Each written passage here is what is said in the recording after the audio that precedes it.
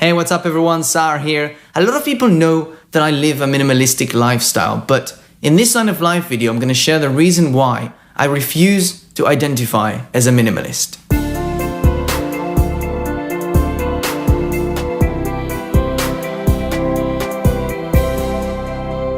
So as I said before, I've been living a minimalistic lifestyle throughout my adulthood, but I refuse to identify as a minimalist, and there's a very good reason for that. When you decide to label yourself, to adopt a title, any title, a minimalist, a Republican, whatever, you limit yourself to very specific boundaries. Saying I'm a minimalist is a statement. It means that I belong to this larger group of minimalists, that I represent the group's values and beliefs, and that I follow the same principles. It was W.C. Fields that said, "It ain't what they call you, it's what you answer to." As humans, we're designed to live as part of a tribe, to identify with a group. And that's why you immediately feel more obliged to help someone from your own country or your own village. But identifying as something or someone comes at a great cost because it limits you to that definition and it doesn't necessarily align with all of your values. What happens if you identify as a Republican, but you're actually against people carrying guns? And let me give you another example.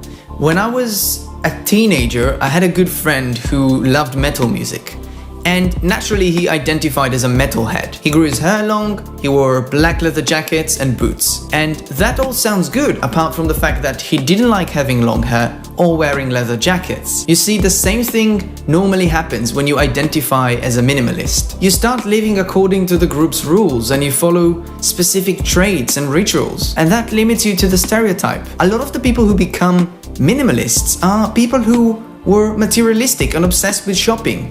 They're just replacing one addiction with another by being obsessed with the extreme opposite. But that's missing the point. That's not what minimalism is about. It's about living within your means. It's about pursuing the things that provide benefit to your life. Finding out what your needs are gives you an incredible perpetual state of freedom. But you can't do that just by identifying as a minimalist. It just doesn't work that way. Minimalism isn't about removing a specific number of items from your house. It's not about specific practices, steps, or measurements you have to follow. It's not a specific set of rights and wrongs. It's not a clear guidebook. If you believe that the concept of living within your means will improve your life, then you have to make it happen on your own. That's the beauty of it. Look, we're all individuals. We all have slightly different needs.